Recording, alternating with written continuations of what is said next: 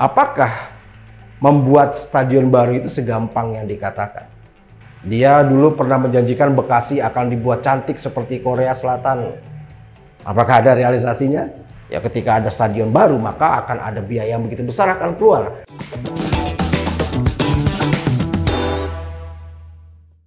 Halo guys, jumpa lagi di Open Your Mind. Di tengah hiruk pikuknya dunia politik, kita sempat juga melihat beberapa kejadian di PON kemarin ya, yang sebenarnya sangat mengkhawatirkan sih. Kita lihatlah salah satunya misalnya kejadian di sepak bola, ketika Aceh melawan Sulawesi Tengah ya kalau nggak salah, ketika ada seorang pemain yang memukul wasit hingga terkapar. Nah saya kaget sekali sih ngelihat kok bisa ya ada seorang pemain terang-terangan memukul wasit sampai jatuh begitu, bahkan sampai dibawa ambulans.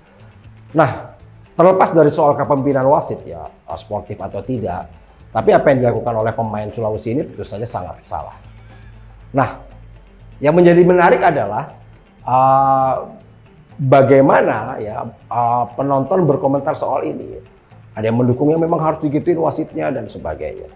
Nah, kita lihat sebenarnya dunia persepak bolaan kita ini jauh ya dibandingkan dengan apa yang kita lihat di tim nasional. Ya, kita lihat tim nasional kita begitu banyak pemain naturalisasi. Begitu banyak, kalau kita lihat misalnya kesebelasan kita kok sampai bingung sendiri, ini kesebelasan Indonesia bukan ya, karena kita hanya melihat beberapa orang saja yang berwajah Indonesia. Nah, lalu apakah ini salah? Nah, menurut saya ini tergantung dari bagaimana tujuan kita. Kalaulah misalnya kita sepakat bahwa kita memang ingin meraih prestasi, oke lah ini mungkin bisa dicapai dengan naturalisasi. Kita mungkin bisa juara di Asia Tenggara, Asia, atau bahkan mungkin kita nanti bisa lolos ke Piala Dunia. Tapi dengan pemain yang seperti ini, gitu ya, apakah kita bisa menyimpulkan bahwa ini adalah prestasi negara kita? Sementara kita lihat sendiri kualitas liga di Indonesia seperti yang kita lihat di PON Sumatera Utara kemarin. Nah, inilah yang menjadi cerminan kita bagi dunia perpolitikan kita. Banyak sekali kita hanya diperlihatkan tampak luarnya. Pada saat kampanye, baik pilkada, pilpres, yang dilihat ya yang penting asik-asikan saja. Yang penting masyarakat senang, yang penting janjinya luar biasa. Masalah nanti janji itu berkorelasi nggak dengan kenyataan, ini biasanya jauh sekali. Contoh misalnya apa yang dilakukan di pilkada lah, misalnya yang dikatakan sama Ridwan Kamil di pilkada Jakarta, ketika dia merespon soal JIS ya, yang kemarin konser di sana gitu. Kalau orang mengeluhkan soal akses JIS yang masih susah sampai sekarang. Nah, responnya adalah bikin stadion baru. Ini terkesan sih sangat menggembirakan gitu ya buat masyarakat. Wah, kita bakal punya stadion baru skala internasional untuk konser gitu ya. Nah, masalahnya adalah apakah membuat stadion baru itu segampang yang dikatakan? Contohlah misalnya ini stadionnya mau dibikin di mana? Apakah akan ada penggusuran lagi? Apakah lahan di Jakarta ada untuk membuat sebuah stadion besar berskala internasional? Apakah ada lahannya? Lalu kalau misalnya tidak ada, lalu di mana akan dibuatnya? Atau mungkin akan dibuat di PIK 2? Ya nantinya yang akan membuat ya bukan Ridwan, tapi Aguan. Dan nantinya mungkin bisa saja lah diakui sebagai prestasi Ridwan. Gitu. Tapi masalahnya adalah bagaimana seorang pemimpin bisa melihat masalah di akar masalahnya. Bukan hanya mengiming-imingi masyarakat dengan janji-janji yang luar biasa. Contohlah apa yang dilakukan, kita lihatlah apa yang dilakukan Ridwan Kamil di Jawa Barat. Dia dulu pernah menjanjikan Bekasi akan dibuat cantik seperti Korea Selatan.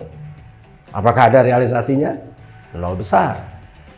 Dia akan membuat sekian banyak pasar modern di Bandung. Ada kejadiannya? Berapa persen yang dibuat? Tol yang mangkrak.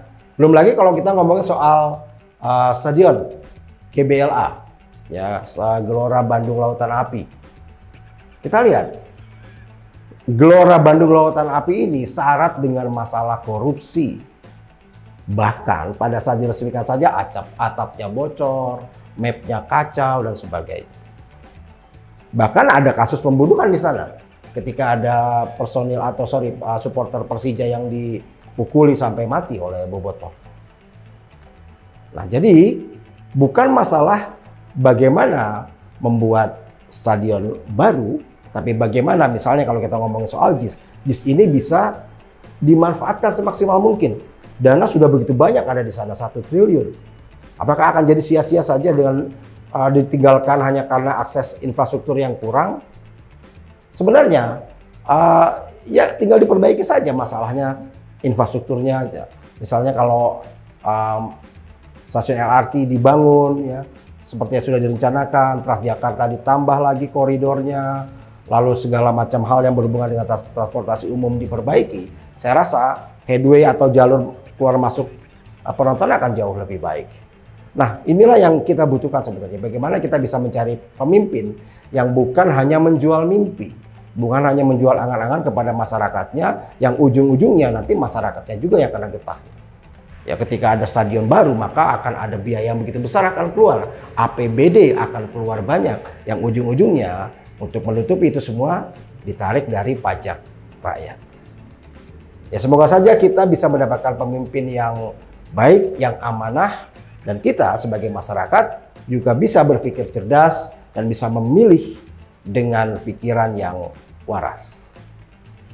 Salam and open your mind.